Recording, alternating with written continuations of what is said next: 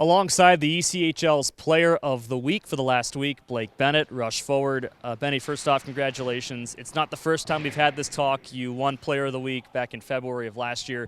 You do it again just this past Tuesday.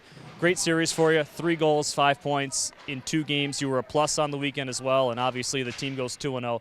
What'd you think about the overall play this past weekend for you? Yeah, not too much individual for what I've been thinking about, right? But 2 huge wins for the guys that we want to be in a playoff spot. So that's the biggest thing, was taking 2 points from a team we're chasing.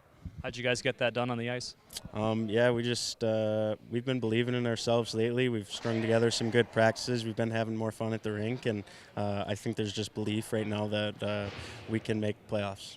Yeah, coming off that road trip and the way it ended, where, I mean, let's face it, it shouldn't have ended the way that it did in Wichita. The officials lost us a couple games. But you come back and you reload as if nothing happened. What was the mental challenge, if at all, there?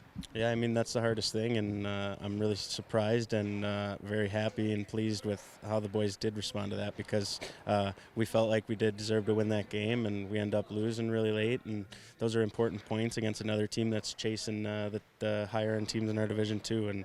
And yeah, we just need to keep doing it and keep going in the right direction.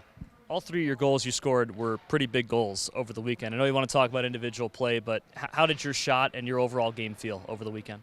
Yeah, I mean, felt good. The team relies on me to score big goals, and if I'm not doing that, I'm usually not doing my job. So I'm happy I'm starting to do that again, and I've been feeling good.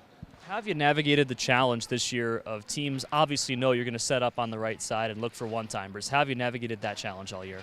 Yeah, that's not the most fun thing to navigate, because I want the puck in my hands, but I have 4 other really good players in our unit, right? So it's hard to sit there and stand there and not want the puck, but it means someone else that's a really good hockey player is open, and I'm okay with that. So.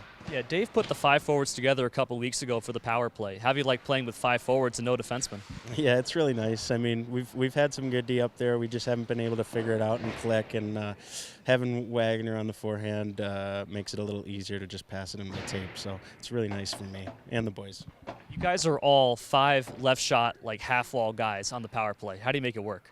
Yeah, I think we all just kind of realize that we need to, even if you're a half wall guy, you might need to be net front right now, or if you want to play on a unit like this, because having 5 of your most offensive players on the same unit can be tough. But I think we've done a great job, and we've had a ton of fun doing it. So. The power play is also kind of like your season. It's gotten better as the year's gone along. It was struggling to start, but it's gotten a lot better. How much work goes into making your power play what it is right now? Yeah, honestly, we've been doing a lot of power play in practice, and the boys have been feeling really confident, really good. We just make sure we're zipping the puck around quick, hard, with intensity, and we know that if we outwork the penalty kill, there's a good chance we're going to score. All right, when we last talked maybe a couple months ago on the Coach's Show, you were still trying to get out of whatever the rut is at the start of the season. You've kind of gotten that right now, 25 points over your last 19 games, and you're starting to score from your office a bit more. How do you feel right now? Yeah, I feel really good, and I think my best hockey is still yet to come. Yeah, I'm just looking forward to the last push here.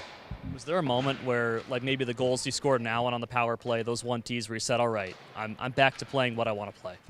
There's been glimpses and some signs of it. Not 100% in exactly where I want to be, but I'm 95, so I'm really excited about that.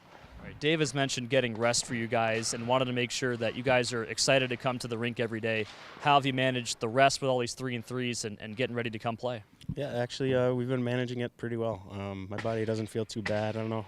I mean, for granted, it's a long season, but body doesn't feel too bad right now coming into a 3-and-3. It'll be tough, but I think the boys have the right mindset just with playoffs being on our mind. What are you looking for this weekend? A 3-and-3, Worcester coming in, and you can possibly catch Tahoe pretty close in the standings. Beat my buddy Riley Janelle. There you go. Good luck, Benny. Thank you.